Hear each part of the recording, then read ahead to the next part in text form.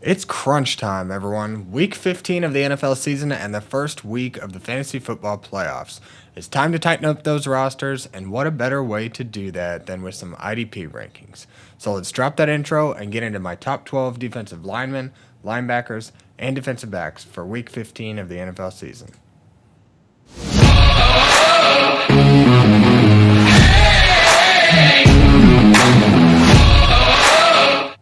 Welcome back to the IDP Plus podcast. On this show, I am your host, Axton Harding. You can find me on Twitter or X at AxmanIDP. Feel free to throw out any kind of roster decisions you might be making. Should you be looking for an outside opinion, I'd be happy to lend mine. Should it be something that you find valuable through this show or through the matchup intel, or maybe you just want somebody else's opinion, and because I know I always ask inquire with friends of mine to try to get thoughts that perhaps I wasn't even considering. So feel free to throw your questions in the comments, throw them at me in Twitter or X. My DMs are always open there. And on this show, we do IDP rankings. We run through the top 12 defensive linemen, linebackers, and defensive backs for any given week of the NFL season. And so without further ado, let's not delay anymore and get right into the top 12 rankings. And we'll start off with the defensive linemen for week 15. We'll run through the top 12, and then we'll hit each one here afterwards. So 1 through 12, we've got Myles Garrett, Will Anderson, Andrew Van Ginkel, Nik Bonitto, Byron Young, Danielle Hunter, Harold Landry, TJ Watt, Tuli Tuipulotu, Montez Sweat, Josh-Hines Allen, and Jordan Davis to round out the top 12. So let's jump back up to the top, talk a little bit about Myles Garrett. Myles Garrett comes into week 15 having collected 14 tackles, 5 sacks, 9 tackles for loss, 11 quarterback hits, a pass deflection, and 2 forced fumbles. And he plays the Chicago Bears this week, which don't present a top 5 matchup by any means, but it's definitely top half. So we've got a top 12 excuse me here. I was not prepared here. Didn't have my filters on right. So let's see where we're at. It's not too far down. So it's actually barely a bottom half if you want to be technical in terms of big play production to the defensive end position. But we're more or less not really all that worried about matchups with Myles Garrett. He's been very consistent down the stretch. He's got 20 sacks on the season. He's just 5 away from breaking the NFL record, and he's got 4 games left, guys. And he's been hitting multiple sacks several times throughout the year. So feels like the sack record is well within reach for Myles Garrett, especially this week going up against the Chicago Bears. They're giving up 1 sack per game on average to the defensive end position. If anybody on this Cleveland defensive line is going to grab one, it's going to be Myles Garrett. Not to mention they also have been allowing over the last 3 weeks a modest amount of tackle production, 9.33 tackles per game given up to the defensive end position over the last 3 weeks. Also to go with a couple of pass deflections, so Myles Garrett might be able to get his hands on some passes as he's rushing the passer, and perhaps he can add some big play points to our IDP teams in a way we're not used to seeing from Myles Garrett. But I think we can still feel pretty confident in some big play production and a nice tackle floor this year. Myles Garrett's actually come in this year with probably one of the higher tackle floors of his career.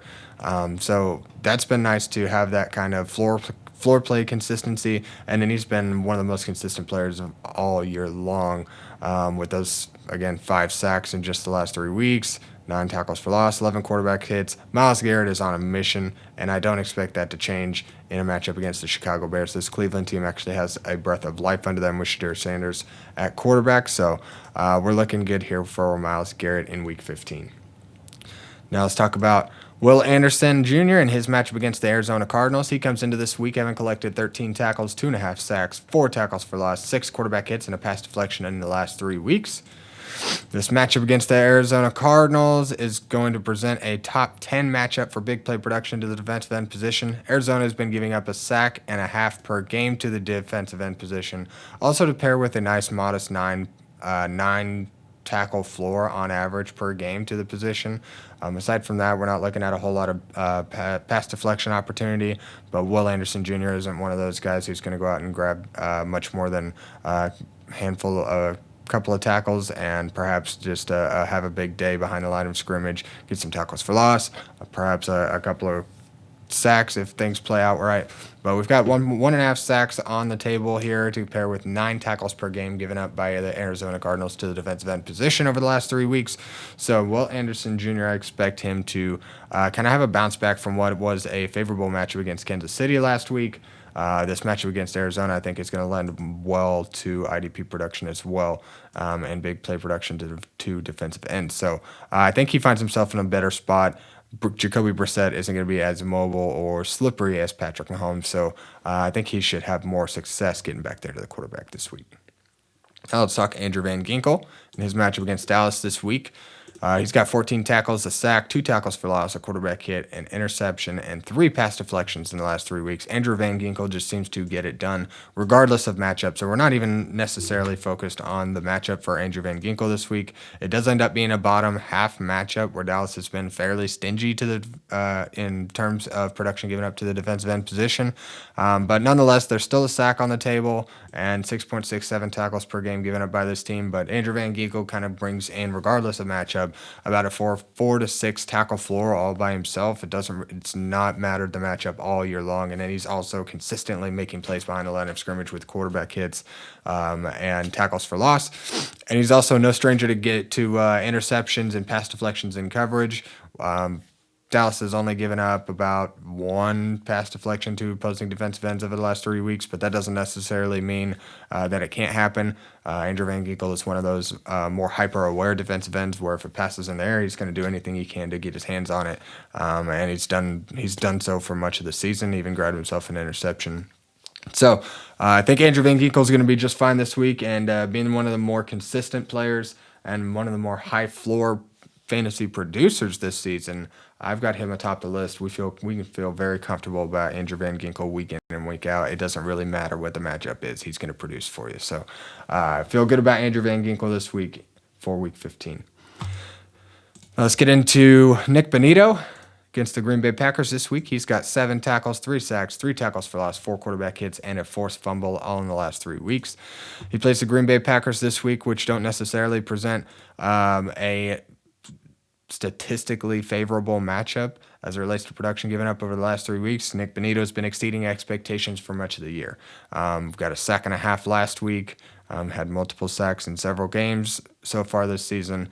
So we're not really worried about the stats, but we'll jump into it, where Green Bay's given up 0.67 sacks per game to the defensive end position, to pair with 8.33 tackles per game. So we're looking at a more middling kind of bottom third, I guess, matchup here for IDP production given up by the Green Bay Packers over the last several weeks. But the Denver Broncos pass rush is one of the best in the league. Overall, across that defensive line, they're kind of going to exceed expectations pretty regularly, as they have much of the season. So I expect this game to be pretty back and forth with Green Bay and Denver. Denver's got to hold that top spot in their division.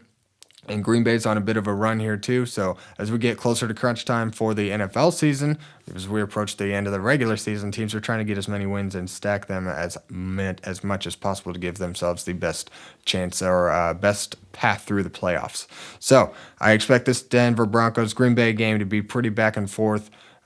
Good coaching on both sides, good performing, good offenses. They're going to be able to sustain some long drives. There should be plenty of pass rush opportunity here for Nik Bonitto, where Green Bay's kind of getting back more into the swing of things with the passing game. So I think Nik Bonitto should have himself a nice day this week against the Green Bay Packers. So now let's talk Byron Young of the LA Rams, playing the Detroit Lions this week. He's got 14 tackles, 2 sacks, a tackle for loss, and 4 quarterback hits in the last 3 weeks. This matchup against the Detroit Lions is actually going to present a top half matchup, top 13, if you want to be technical here, where Detroit's given up 1.33 sacks per game to the defensive end position, to pair with a nice modest 10 tackles per game also to the defensive end position. Byron Young is one of those guys who's going to bring a high floor of tackles by himself, generally week in and week out. That's kind of been his floor for much of the season. He kind of went cold in terms of the big play opportunity middle of the season, but he's recently come on strong with a couple of sacks in the last 3 weeks. I think this is going to be a big matchup for the LA Rams against Detroit, two kind of powerhouses in the NFL who tend to score tons of points week in and week out. Detroit's getting 30 points a game, and the LA Rams have just been crushing everybody with Matt Stafford on pace to be the MVP of the regular season. So I think this matchup is going to be pretty nice, pretty back and forth. Should lend well to tons of IDP production for this solid LA Rams pass rush. So I'm a big fan of Byron Young's matchup this week against Detroit. All right, now let's talk Danielle Hunter of the Houston Texans. Other side of that pass rush that I mentioned earlier with Will Anderson Jr., so we won't go into too much depth on his matchup. Just kind of reiterate what I was saying about Will Anderson Jr. for the most part, but we'll talk a little bit more about it and reiterate those numbers. So Danielle Hunter has 11 tackles, 2 sacks, 2 tackles for loss, 4 quarterback hits, and 2 pass deflections. Pretty regularly getting back there behind the line of scrimmage and making plays, getting hits on the quarterback, even one of those guys who's going to get some pass deflections here and there. So he's one of those hyper-aware guys where when the ball's in the air, he's going to try to do whatever he can to disrupt the play if he's not able to get back to the quarterback. So again, this matchup against the Arizona Cardinals is going to technically be a top 9 matchup for IDP production, where Arizona is giving up 1.5 sacks, as I mentioned earlier, to the defensive end position. A nice modest 9 tackle per game average given up to the position as well. That's more middling than, say, the big play opportunity at hand here. But when you're dealing with potentially the best pass rush in the game and you've got a backup quarterback there who's not exactly all that mobile, I think this is going to lend well to plenty of IDP production for the Houston pass rush. And with Marvin Harrison Jr. kind of in and out of the lineup, there's only so many options for Jacoby Brissett to hit. So if this nice Houston secondary can kind of put a little bit of the clamps on Michael Wilson, make Jacoby Brissett have to think for a little bit longer, I think that's going to give them more time to get back there and have themselves a day against Jacoby Brissett and the Arizona Cardinals. So let's talk Harold Landry at number 7 of the New England Patriots, playing the Buffalo Bills this week. He's got 12 tackles, 2 sacks, 2 tackles for loss, and 5 quarterback hits in the last 3 weeks. Harold Landry started off the season on a mission. Then he went cold for pretty well much of the middling part of the season, but he's recently come on strong and kind of had a nice little streak here of some solid IDP production of late. And this matchup against Buffalo is actually going to present a pretty favorable one here, where Buffalo has been giving up a top 5 amount of sacks to the defensive end position over the last 3 weeks. 1.83 sacks per game given up to the position on average. Also to pair with a nice modest 10.33 tackles per game as well, given up to the defensive end position on average over the last 3 weeks. This divisional matchup between Buffalo and New England is going to be a knockdown dragout. New England has been absolutely on fire, and Buffalo is a ticking time bomb waiting to explode any given week, where Josh Allen could run it in or pass for 6 touchdowns. You could see James Cook run the crap out of the ball and score 2 or 3 touchdowns himself, or they could just fall on their face. You really just don't know with this Buffalo team. It's kind of been back and forth for them much of the season, but New England's been far more consistent. Divisional matchups already are going to bring a lot more of a competitive edge and lend well to IDP production anyway, so I expect this to be a really good game, and this New England pass rush is going to be a big factor in being able to stop Josh Allen and the Buffalo Bills. And not to mention, Harold Landry is going to bring himself a nice amount of tackles week in and week out, as you can see by the 12 tackles per game, or 12 tackles over the last 3 weeks, averaging about 4 per game. So he's going to get you about 4 or 5 or more, depending on how the game script goes. But Harold Landry, I think, is in a fine spot this week against the Buffalo Bills. All right, let's talk T.J. Watt of the Pittsburgh Steelers, playing against the Miami Dolphins this week. He's got 15 tackles, 1 sack, 2 tackles for loss, 2 quarterback hits, and a forced fumble over the last 3 weeks. We're talking about a middling matchup overall as it relates to IDP production given up by the Miami Dolphins, but the Miami Dolphins offensive line has kind of been wishy-washy. There's been games where they've allowed Tua to just go off and keep this team ahead and win some games, and then there's also games where this offensive line lets whatever from their opponent come through the offensive line and just eat Tua up. So I think this is an opportunity for Pittsburgh, especially after all of the Mike Tomlin slander, and they kind of turned things around last week and got themselves a win. I think they're going to want to look to do the same thing this week, and that means that they're going to have to put a lot of pressure on Tua Tagovailoa and kind of be able to mitigate that passing game and keep this team a little bit more one-dimensional because they've got some good run defense there. So TJ Watt's been excellent in run defense and in the pass rush game this year. We just haven't quite seen as much IDP production. He's usually one of those guys that could go off for multiple sacks any given week. We haven't seen near as much of that this year. Also, no stranger to strip sacks. So, but again, this year we haven't seen a whole lot of that that we usually see from TJ Watt, but we're also looking at a nice high tackle floor for a guy who typically hasn't had one. So only 6 tackles per game given up to the defensive end position by the Miami Dolphins over the last 3 weeks, to pair with a sack per game on average in that time as well, given up to the position. So we're looking at a decent matchup here, and TJ Watt's one of those guys who can exceed expectations on any given week. He's already bringing a modest floor.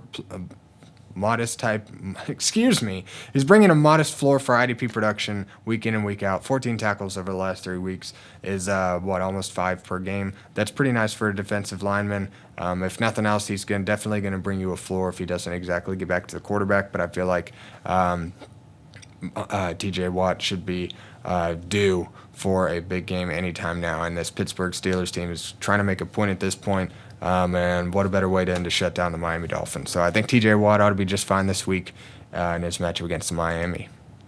Now let's talk Tuli Tuipulotu, LA Chargers edge rusher, playing against the Kansas City Chiefs this week. He's got 13 tackles, 2 sacks, 5 tackles for loss, 3 quarterback hits, and a pass deflection.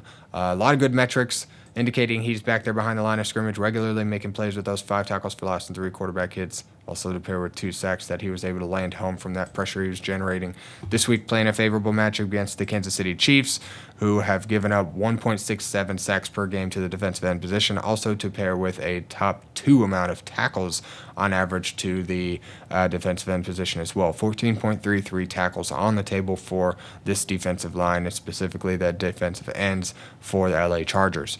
1.67 sacks per game is solid. Kansas City's offensive line is vulnerable. They've had some guys go up and down or in and out of games with some injuries. We'll have to see what that line looks like this week. But nonetheless, they've been vulnerable for much of the season. There's also a couple of pass deflections on the table here where, not necessarily a couple, but the Kansas City's given up a couple of pass deflections over the last 3 weeks to the defensive end position, to pair with that 1.67 sacks per game and 14.33 tackles per game. I think Tuli Tuipulotu is looking nice to be able to continue this kind of solid streak that he's had making plays behind the line of scrimmage as of late. I expect that to continue this week against Patrick Mahomes and the Kansas City Chiefs. Montez Sweat is the number 10 defensive end for Week 15 of the Chicago Bears. He plays the Cleveland Browns this week. He's got 6 tackles, 3 sacks, 4 tackles for loss, 3 quarterback hits, 1 forced fumble recovery. This matchup against the Cleveland Browns is going to present a top 10 matchup for big play production to the defensive end position, where Cleveland's given up 1.67 sacks or 1.5 sacks per game to the defensive end position, to pair with a modest top and 11.33 tackles per game for 2 opposing defensive ends in the last 3 weeks. So we're looking at a nice, decent tackle floor for Montez Sweat. He hasn't been exactly presented a high tackle floor this season, but we've already got some opportunity here for Week 15 and some big play opportunity as well. There's not a whole lot else on this Chicago defensive line that's going to go out and grab big plays. Montez Sweat has been that guy going out and making the most of his opportunities for much of the season. So when he's been in a good matchup, he's usually produced for us. So we're going to ride this wave against Shedeur Sanders. This Chicago Bears team has been pretty hot. Cleveland is looking promising, but I think Chicago's going to be looking to shut down Shedeur Sanders, and Montez Sweat's going to be a key part in doing so. So let's talk Josh Allen, number 11 defensive lineman for Week 15. He's played the New York Jets this week. He's got 11 tackles, 4 sacks, 5 tackles for loss, and 6 quarterback hits in the last 3 weeks. This matchup against the New York Jets is going to present a favorable one, actually a top 4 matchup for big play production to the defensive line, to the defensive linemen, specifically defensive ends, where New York Jets have been giving up 2 sacks per game to the defensive end position. Bottom end 8.33 tackles per game on the table here, but Josh Allen isn't one of those big play guys. As you can see from the 11 tackles per game, he's between 3 and 4 tackles, so he gets you a handful of tackles, but he's more or less one of those guys that's going to be make his bread and butter is just making plays behind the line of scrimmage. If some of those tackles are tackles for loss, quarterback hits, or if he lands home a sack, which feels like he's got the opportunity to do so this week. I just love this matchup against New York. We'll just kind of have to see who's going to be back there at quarterback for the New York Jets this week. But I think the opportunity is going to be plentiful. This New York Jets offensive line is nothing to run home about. So I think Josh Allen's going to be in a good spot this week to carry his momentum from the last few weeks. Now let's talk Jordan Davis, an interior defensive lineman for the Philadelphia Eagles playing the Las Vegas Raiders this week. He's got 21 tackles, a sack and a half, 3 tackles for loss, and 2 quarterback hits all in the last 3 weeks. He is in a top matchup for the interior defensive line position. Las Vegas has given up 2 sacks per game over the last 3 weeks to the interior defensive line, to pair with a more bottom end 7.67 tackles per game and 0.67 pass deflections per game. They've given up a couple of pass deflections to interior defensive linemen over the last 3 weeks.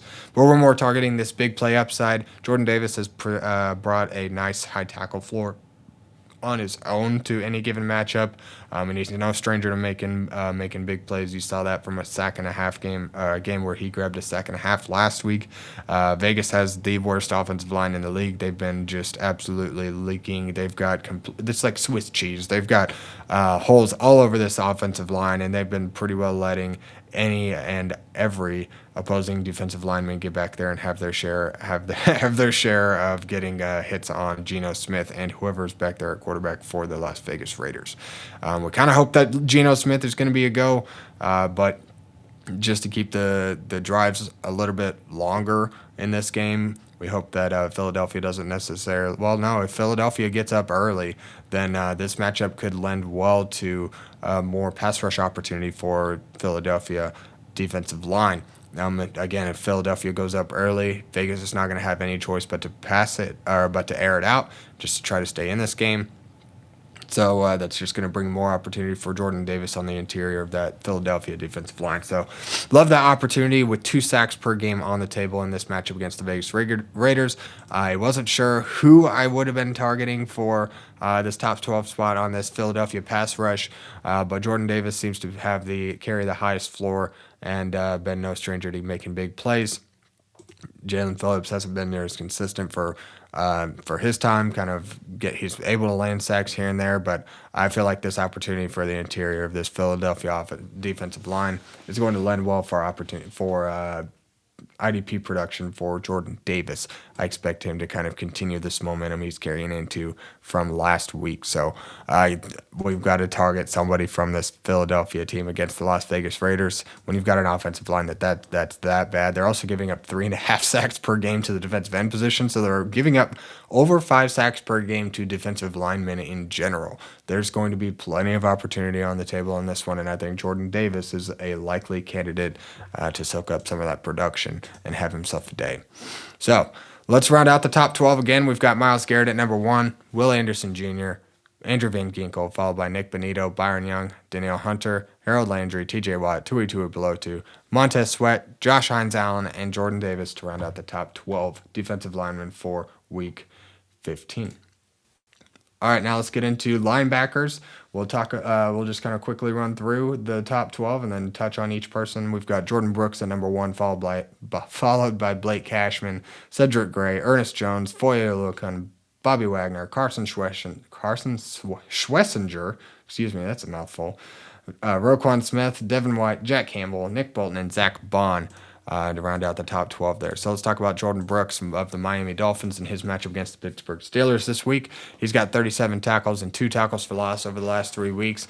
And this matchup against the Pittsburgh Steelers is going to present a top 12 matchup for, sorry guys, gotta get rid of my big play production here. It's actually going to be, top 11 matchup, still about the same, so I wasn't too far off. For tackle production to the opposing linebackers, Pittsburgh's given up 19 tackles per game on average to the linebacker position. Not a whole lot in the way of sack opportunity, big play opportunity in coverage. Pittsburgh Steelers haven't given up an interception, even so much as a pass deflection to opposing linebackers or a sack in the last 3 weeks.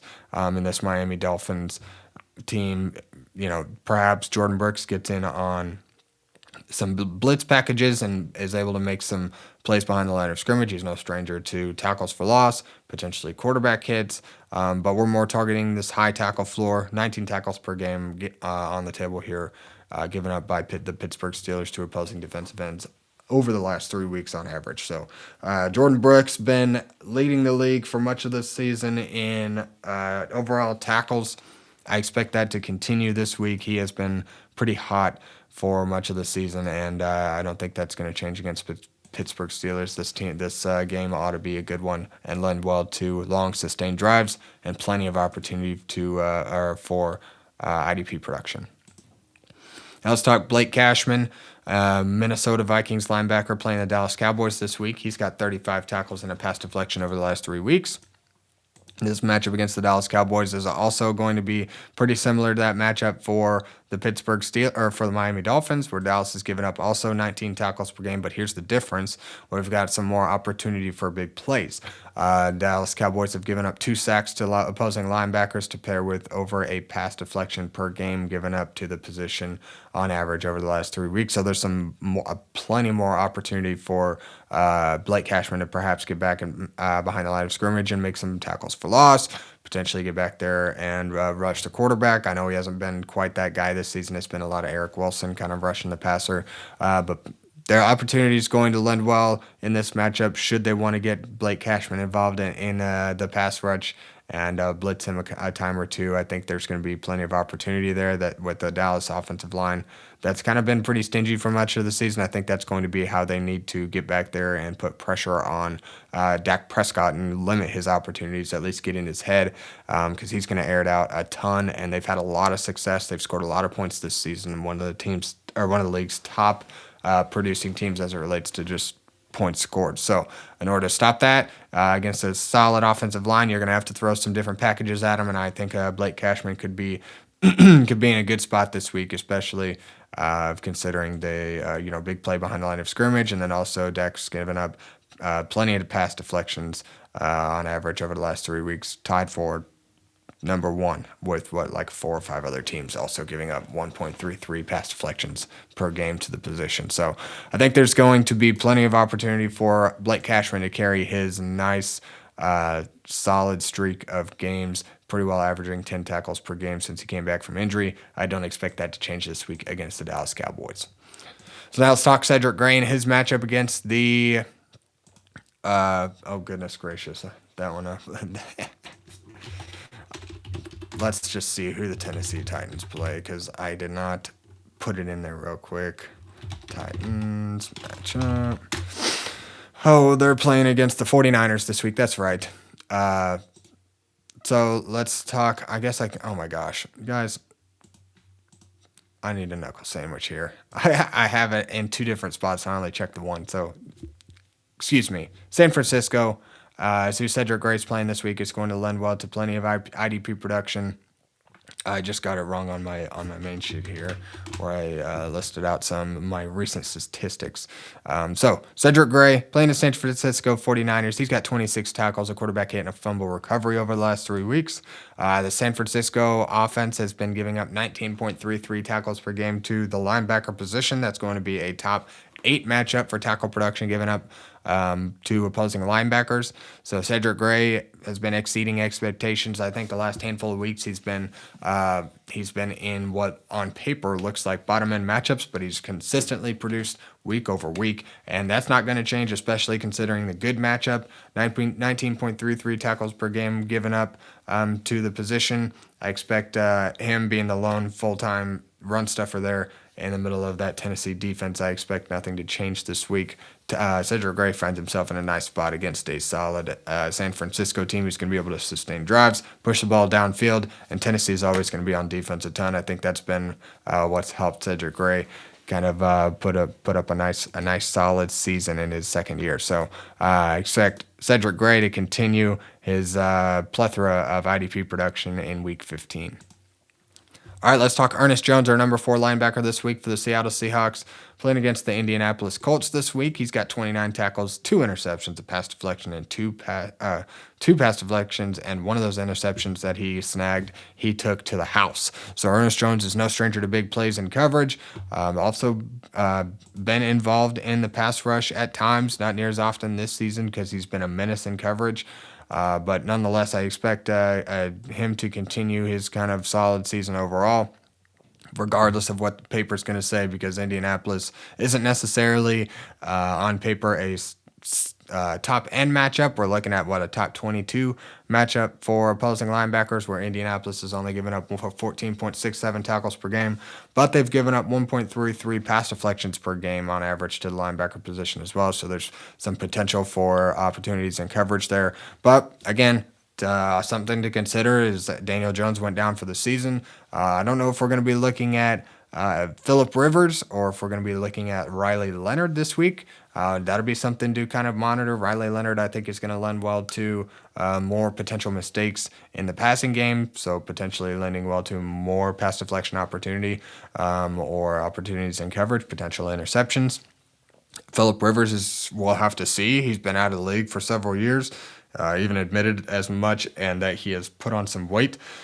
So I don't imagine in a week that he's going to be able to get into NFL shape. So we'll have to see what that looks like. But he does know the offense, and he was always a solid quarterback overall. We'll just kind of have to see what that looks like this week. But I think Ernest Jones, nonetheless, if either way, they're going to have to run the ball plenty and use tons of Jonathan Taylor. So I think that's going to lend well to tons of tackle production, perhaps more than what the numbers might suggest here. So we'll just have to see who plays at quarterback, but I think there's going to be plenty of IDP production on the table here in this matchup against Indianapolis for Ernest Jones. All right, let's talk Foyesade Oluokun, our number 5 linebacker this week, playing the New York Jets, a run-heavy team, also already lending well to IDP production off the top. But Foyesade has 23 tackles, a tackle for loss, and 2 pass deflections over the last 3 weeks. And this matchup against the New York Jets is more of a middling one. 16 tackles on the table per game given up by the New York Jets over the last 3 weeks. There's also some opportunity for big plays. They've given up a sack, 2 pass deflections in the last 3 weeks, and also given up an interception to the opposing linebackers in that time.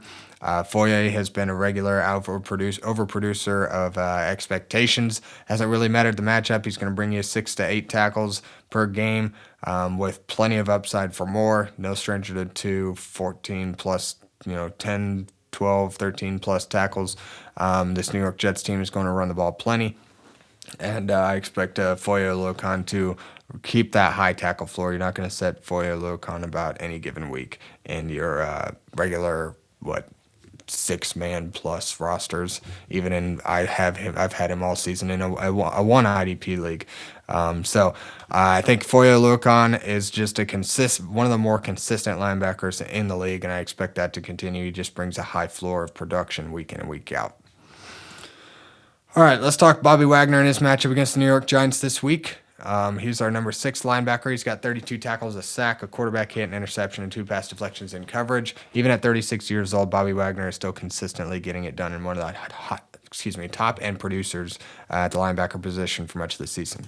And this matchup against the New York Giants is presenting a nice one, where New York is Washington's looking at a top 7 matchup for linebacker production.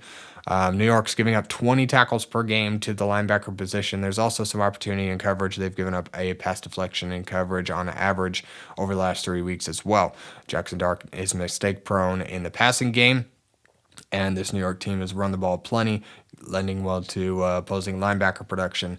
And Bobby Wagner's pretty well been living around the 10 tackles per game mark for much of the season. 20 tackles on the table here. He is the only linebacker in Washington that's going to be collecting a majority of those, so I expect him to have a nice day against the New York Giants. All right, let's talk Carson Schwesinger of the Cleveland Browns, playing against the Chicago Bears this week. He's got 34 tackles, 2 tackles for loss, a quarterback hit, and a pass deflection in the last 3 weeks. Carson Schwesinger has been on a tear of late, and now he finds himself in a lucrative opportunity where Chicago is giving up 19 tackles per game to the linebacker position, not giving up a whole lot in the way of big play production, no sacks, pass deflections, or interceptions given up to opposing linebackers, but that could be due to matchups over the last handful of weeks. Carson Schwesinger has been solid for much of the season. He just hasn't really been a high-end producer for IDP. He's been a pretty high tackle floor kind of guy, but he hasn't really found himself in the top 12 too awful often. But this week is a top 9 matchup for tackle production against the Chicago Bears. They've been running the crap out of the ball with Monangai and DeAndre Swift, potentially even running the ball 30 or more times a game. So I think that's going to lend well to plenty of opportunity for Carson Schwesinger to continue his nice streak. I think he was on a heater of, 5 or 6 games with 10 or more tackles. I don't think that's going to change this week. He's going to have plenty of opportunity for tackle production against Chicago. So now let's talk Roquan Smith of the Baltimore Ravens playing the Cincinnati Bengals this week. He's got 32 tackles and a tackle for loss in the last 3 weeks. Kind of gone a little bit cold. Overall, he just hasn't really been a top-end producer as often as what we would like to see.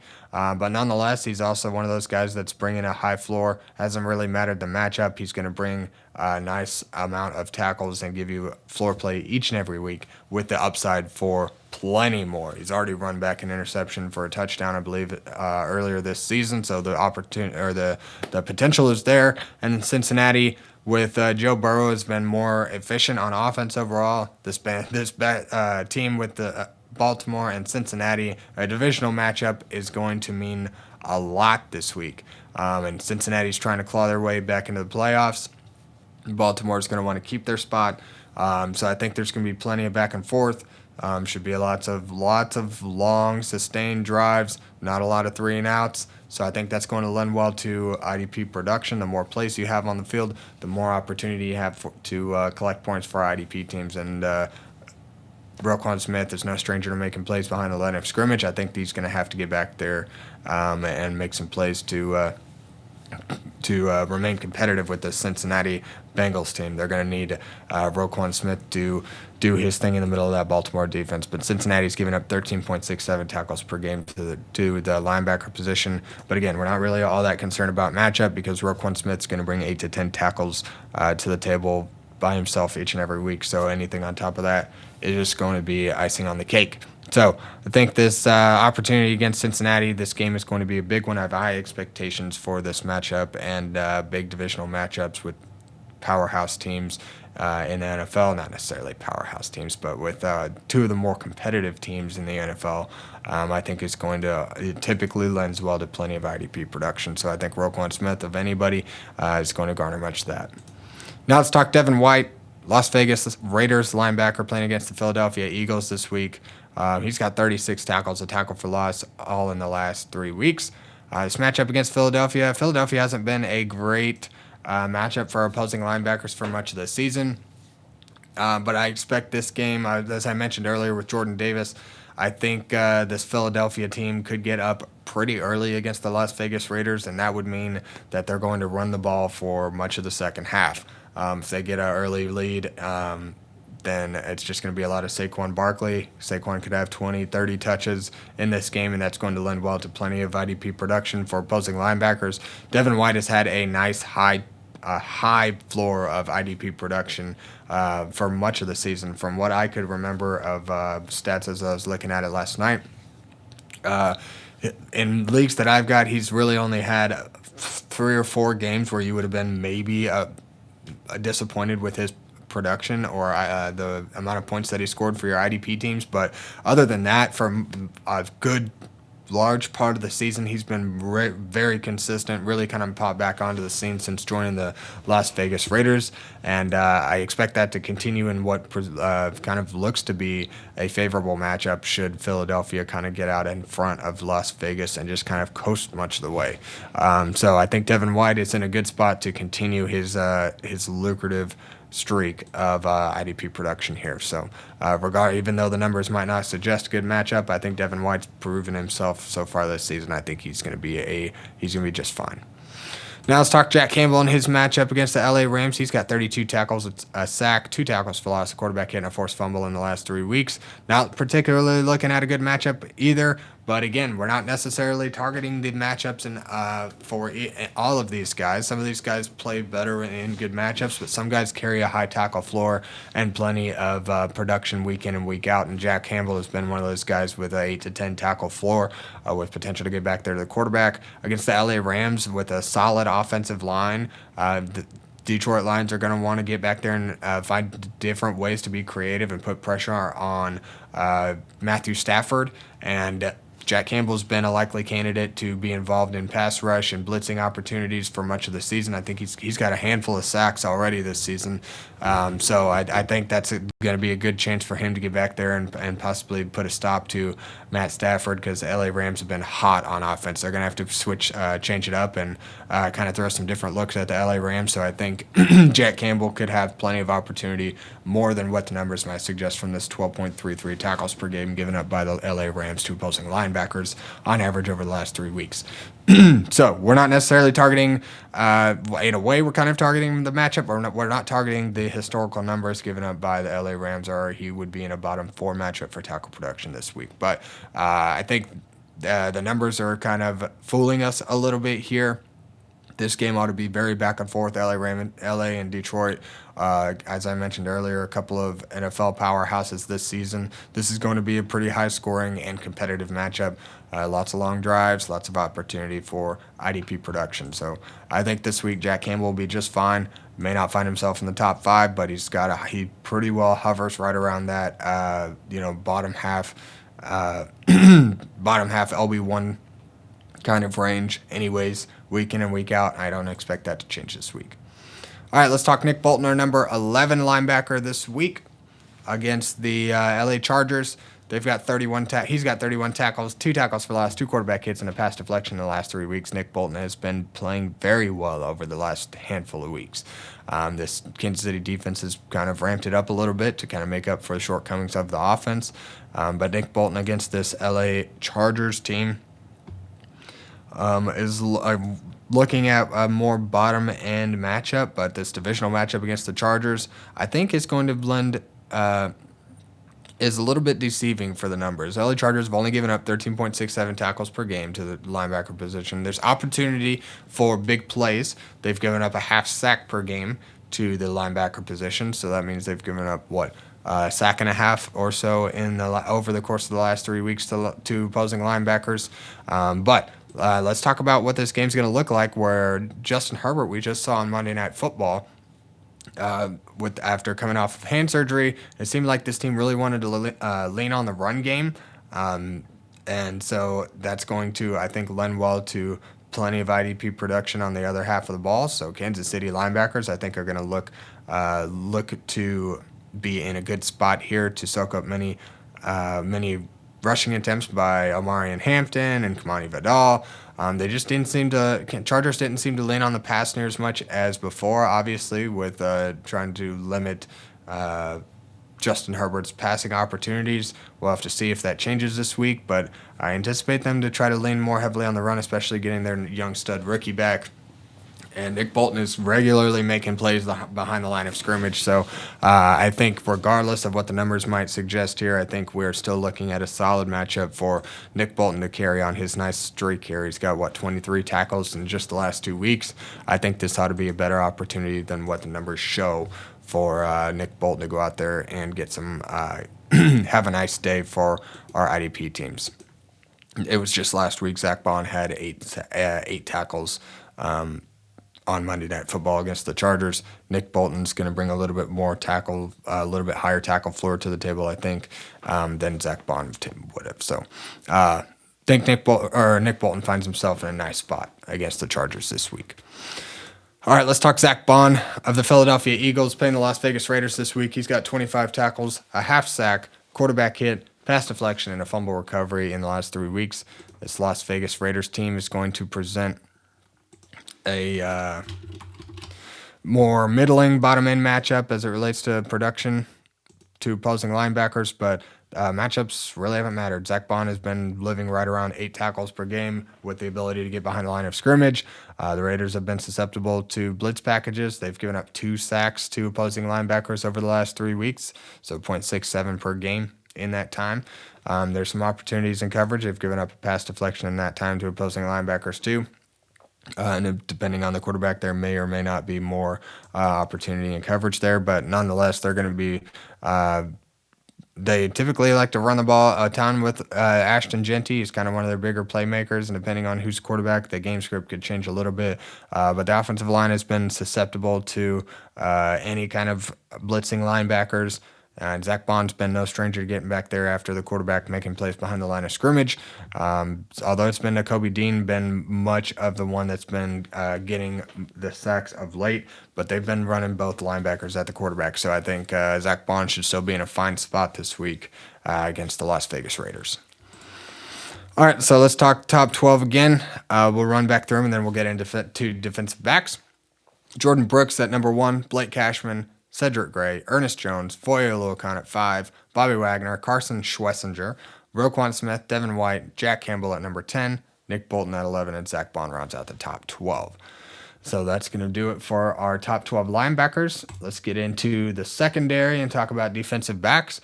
1 through 12, we've got Tre'Von Moehrig at number 1, followed by Talanoa Hufanga, Kyle Hamilton, Jeremy Chinn, Kam Curl, Paulson Adebo, Minkah Fitzpatrick, Nick Cross, Geno Stone, Antoine Winfield, Budda Baker, and Amani Hooker to round out the top 12. So now let's jump back up to the top and talk about Tre'Von Moehrig for our number 1 defensive back on the week. Tre'Von Moehrig plays the New Orleans Saints this week, who's giving up 26 tackles per game. Tre'Von Moehrig, in his last 3 full games before the bye, before the suspension, he had garnered 26 tackles, 2 tackles for loss, and 2 quarterback hits in his last 3 complete games.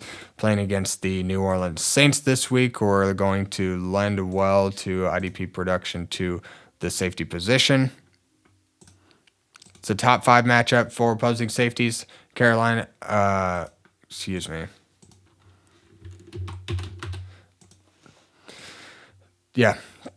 matchup for tackle production given up to the opposing safeties, where New Orleans has given up 17.33 tackles per game to the safety position over the last 3 weeks on average, to pair with a sack, 1 pass deflection on average, and they've also given up an interception to opposing safeties as well. So I think in Tre'Von Moehrig, after having a couple of weeks off, is going to be itching to get back on the field. This divisional matchup is going to kind of lend well to a little bit more production, some longer drives, and more opportunity for tackles. And Tre'Von Moehrig is going to bring 5 to 7 tackles with upside of 10 or more. In terms of tackles overall, he's one of the better playmakers in this Carolina secondary, and I think he's going to be in a good spot to have himself a high-end week this week. So let's talk Talanoa Hufanga, the number 2 defensive back for the week. We've got him in a matchup against the Green Bay Packers. He's got 24 tackles, 2 tackles for loss, 2 pass deflections in the last 3 weeks. So Hufanga finds himself in a nice matchup against the Green Bay Packers, who have given up 17.33 tackles per game. We're looking at a top 3 matchup for tackle production to opposing safeties over the last 3 weeks. A little bit of pass deflection opportunity. They've been giving up 1 pass deflection per game on average over the last 3 weeks to the safety position. Also giving up an interception at that time as well, so there's some opportunities in coverage. But Talanoa Hufanga is going to pretty well live around the line of scrimmage, kind of thrive in the box and make plays behind the line of scrimmage and just kind of gobble up a whole bunch of tackles. He's brought a pretty high floor of IDP production to his game for much of this season. It's good to see him kind of bounce back from that injury and bring a nice high floor and be one of the more reliable defensive backs for much of the season. So I expect that to continue against against Green Bay in a big matchup for the Denver Broncos. All right, let's talk Kyle Hamilton, our number 3 defensive back of the Baltimore Ravens, playing against the Cincinnati Bengals this week. Kyle Hamilton has 20 tackles, 2 tackles for loss, and a pass deflection in the last 3 weeks. This matchup against the Cincinnati Bengals is a top 11 matchup for safety tackle production. Cincinnati's been giving up 15.67 tackles per game on average to the safety position over the last 3 weeks. They've also given up a pass deflection per game as well to the position. So, again, I talked earlier about how this Cincinnati-Baltimore game is going to be a lot of back and forth, and these big games with a couple of a couple of the more competitive teams in the NFL. Kyle Hamilton tends to produce in those big games, in those big spots.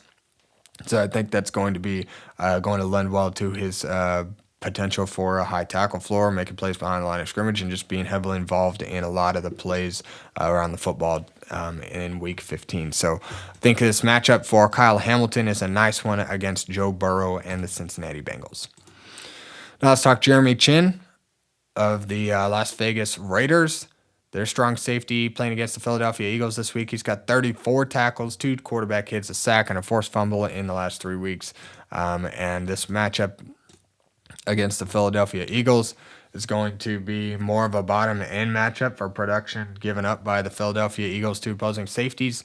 But Jeremy Chinn has been, again, one of those guys exceeding expectations for much of the year. He's pretty well brought a nice 6 to 8 tackle floor to the game just by himself. So I think the numbers might be a little bit deceiving here. And again, with him living around the line of scrimmage, if Philadelphia gets up early in this game, and he's lining up around the line of scrimmage regularly, and so let's see. Oh, I'm reading the wrong stats, guys. I keep getting swapped up with Philadelphia or which matchup that I'm looking at here. Philadelphia is still a bottom end matchup, but they're giving up a little bit more tackles per game. About 13 tackles per game to the safety position. Nothing to write home about. But again, as I was mentioning earlier, that Philadelphia gets up early and they run the ball a lot throughout the rest of the game, which I pretty well anticipate is a pretty lopsided matchup. A lot of rushing game is going to lend well to players that are lining up around the line of scrimmage, players lining up in the box. Jeremy Chinn pretty well lives in that area, as you can see from his high tackle floor for much of the season. I think the numbers might suggest a poorer matchup, but Jeremy Chinn has been pretty reliable for us for much of the season. I don't expect that to continue, or I don't expect that to change against the Eagles. All right, let's talk Kam Curl.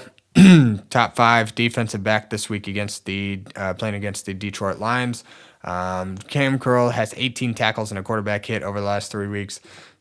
Been a high tackle producer for much of the season. Kind of gone a little bit cold in the recent weeks, but he's still able to make plays and add value to our IDP teams.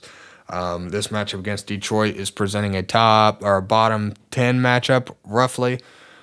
Bottom 10 or 11 for tackle production to opposing safeties, where Detroit's given up 13 tackles per game to the position, giving up 1 pass deflection in coverage on average, also giving up an interception in the last 3 weeks as well. Kam Curl has brought a nice high tackle floor, been one of the more reliable players for us week in and week out for much of this season.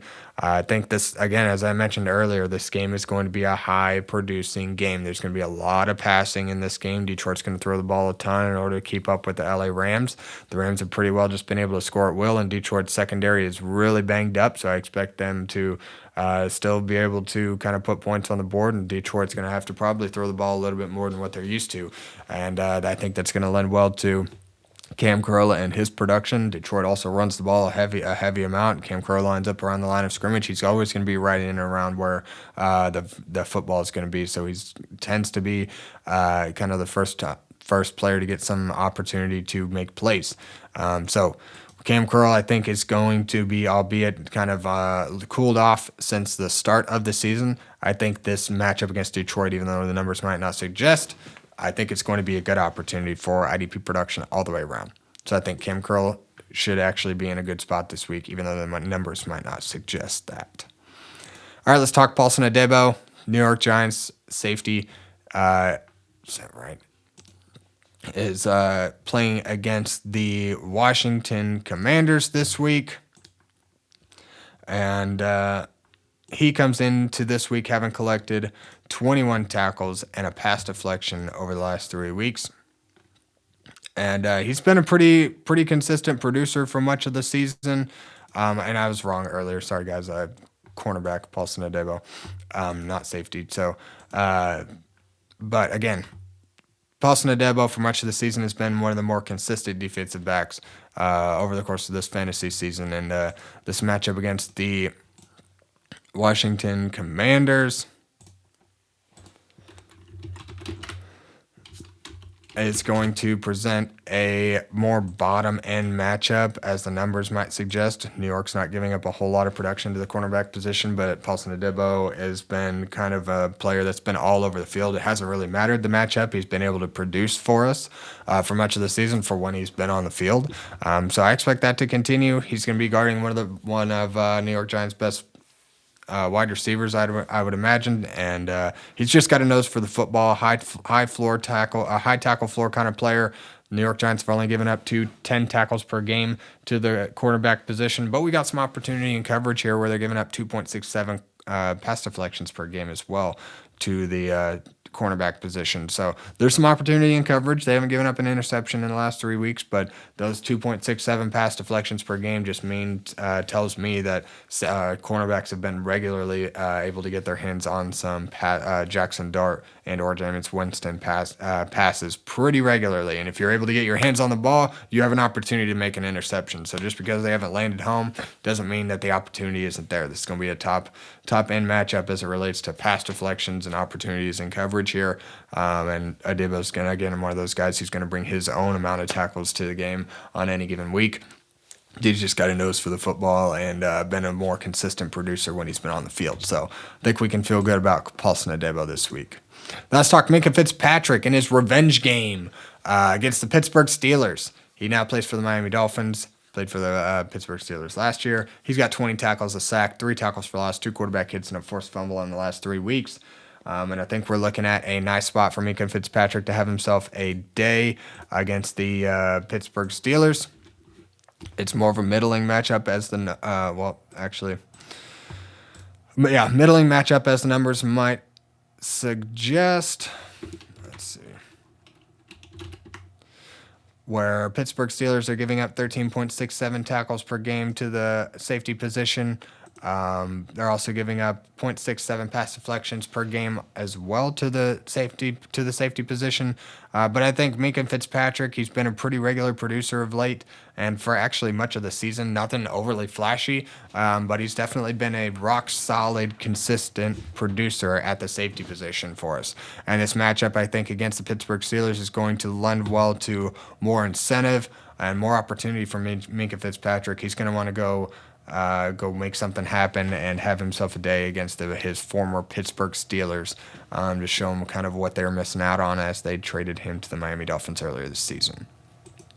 All right, now let's talk Nick Cross of the Indianapolis Colts. They're strong safety playing against the Seattle Seahawks. He's got 20 tackles, 2 quarterback hits, and 2 pass deflections in coverage over the last 3 weeks, making plays behind the line of scrimmage, also making big plays in coverage.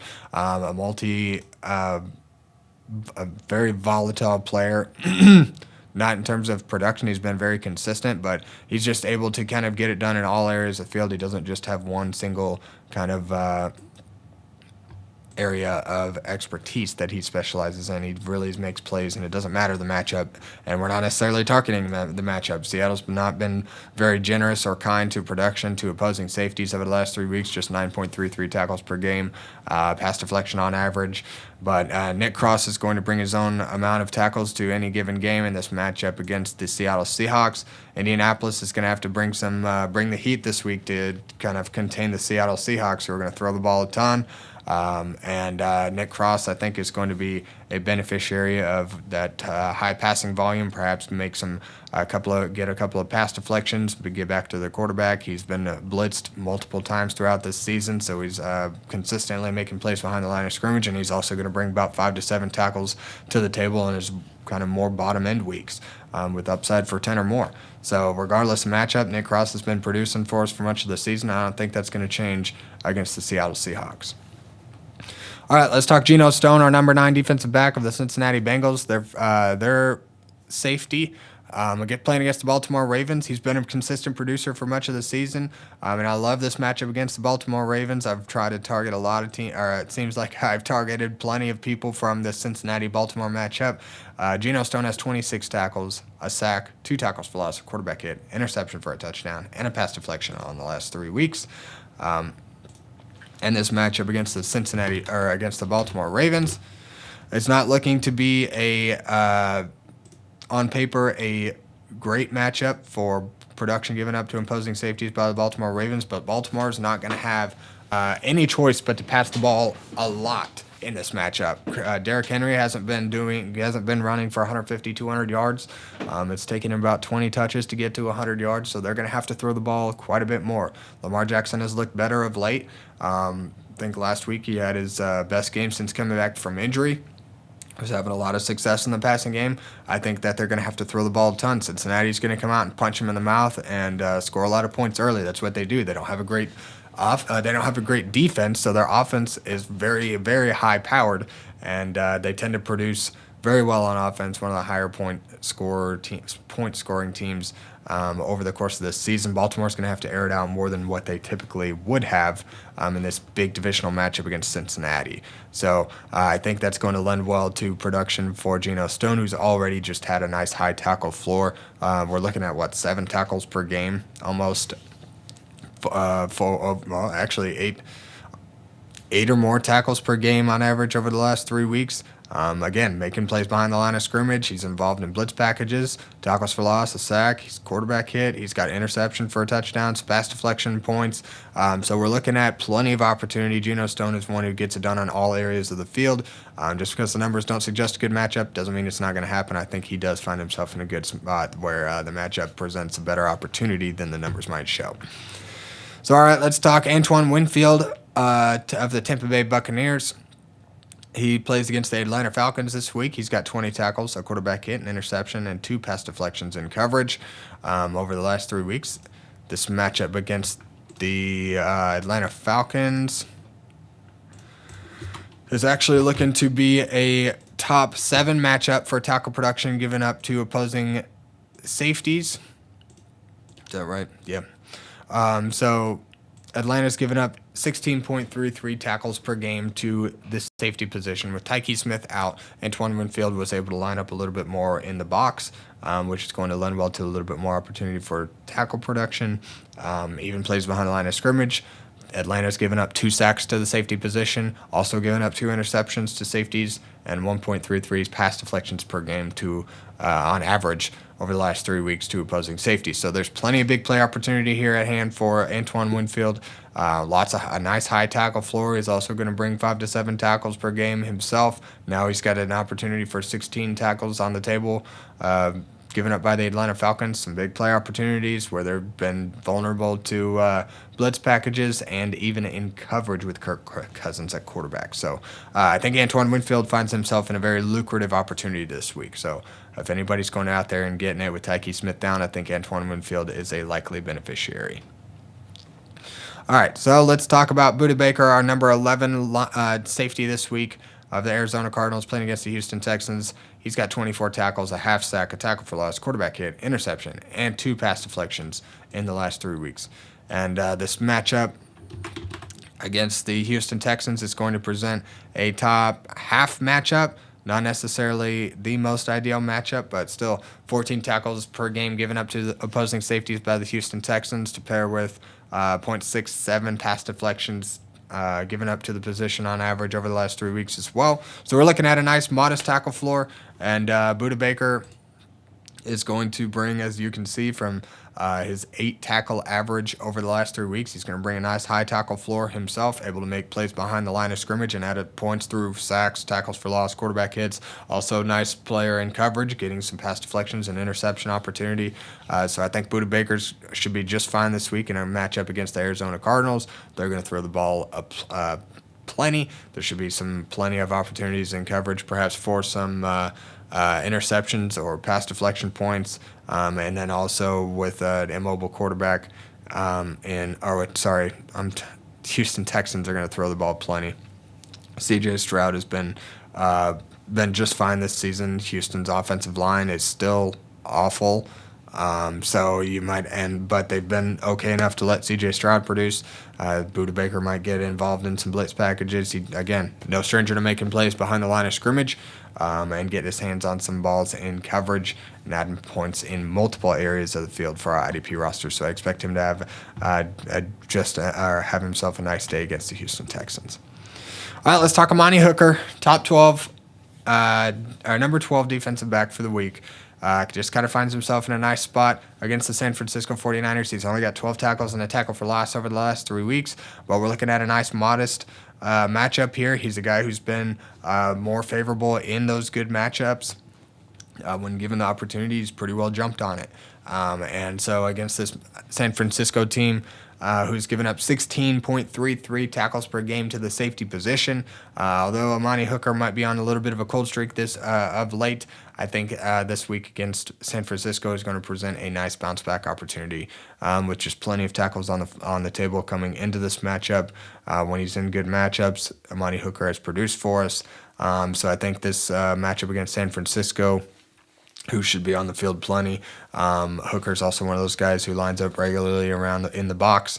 Could possibly see plenty of Christian McCaffrey. And they have some success in the passing game as well. He's no stranger to pass deflections, just has been a little bit cold in that area over the last several weeks, but San Francisco is vulnerable in coverage, 0.67 pass deflections per game given up to the position. Not necessarily a top end in terms of opportunities in coverage, but definitely happened throughout this season. But Amani Hooker, I think he ought to have himself a nice high tackle floor day this week, with potential for some added points for our IDP team. So that's going to wrap up the top 12 defensive backs. We've got 1 through 12, Tre'Von Moehrig, Talanoa Hufanga, Kyle Hamilton, Jeremy Chin, Kam Curl, Paulson Adebo, Minkah Fitzpatrick, Nick Cross, Geno Stone, Antoine Winfield, Budda Baker, and Amani Hooker. Defensive back position has been a tough one to navigate much of this season. There's not a whole lot of very consistent producers so far this season, but guys that we know who can produce in big matchups, I think we've got to kind of target those guys. And each and every week with defensive back position, it's hard to find consistent producers, so you're going to see a little bit more volatility in this position. So, but anyways, I appreciate you guys. That's going to wrap it up for the top 12s or the IDP rankings for Week 15. If you guys have any start-sit decisions or any roster decisions you're making, please throw it in the comments and we can talk through it. Perhaps I can lend add some value and give you some added things to consider while you're looking to set those rosters and gear up for your playoff push. So thank you all for tuning in, and we'll see you back next week for Week 16. But otherwise, have good luck this week. And again, feel free to reach out to me on Twitter at AxemanIDP or throw your questions in the comments and we'll chat it up there. I've had a good time talking with you guys in the comments. So see you back next week. Good luck, everybody. Peace out. Thank you for watching the IDP Plus YouTube network. If you enjoyed this video, give it a thumbs up and don't forget to subscribe to our channel. Be sure to tap the bell icon to get notified whenever we upload new content.